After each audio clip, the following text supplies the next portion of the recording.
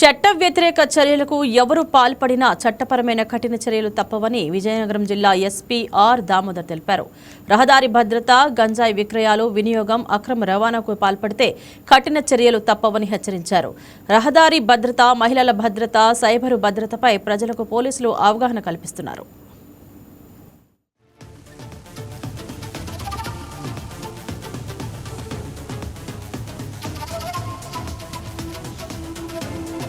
కొన్ని ఏరియాస్లో trouble mongers ఉన్నారు.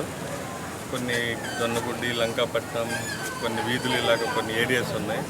వీళ్ళకి ఏంటంటే దారిలో వెళ్ళే ఉమెన్ని ఏడిపించడం, అలాగే యూటీజింగ్ చేయడం, గాంజా కొంత వాడే అలవాటు ఉన్నటువంటి వాళ్ళు కొంతమంది ఇలాగ రోడ్లు పోయే వాళ్ళని భయపెట్టడం, ఒక రౌడీజం చేసేటువంటి అవకాశం ఇన్ని రోజులు కొన్నిసార్లు చేశారు. వీళ్ళు ఇవన్నీ దృష్టిలో పెట్టుకొని అది కొన్ని రోజులుగా వీళ్ళకి ఇవ్వాల్సినటువంటి కౌన్సిలింగ్ ఇవన్నీ కూడా చేస్తున్నాం.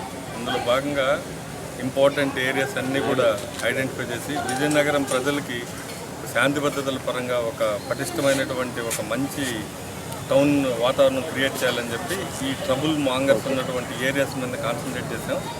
ప్రతిరోజు వెహికల్ చెకింగ్స్, అలాగే ఎవరెవరు దీంట్లో ఉన్నారు వీళ్ళందరినీ కూడా వాళ్ళకి మంచిగా చెప్పడం, లేదు వాళ్ళు అదే పద్ధతిలో ఉంటాం, మేము న్యూసెన్స్ క్రియేట్ చేస్తామనే వాళ్ళకి మాత్రం మా తరహా కౌన్సిలింగ్ ఇవ్వటం, లేదా పీడీ యాక్ట్ వేసి లోపల వేయటం, లేదా పరారు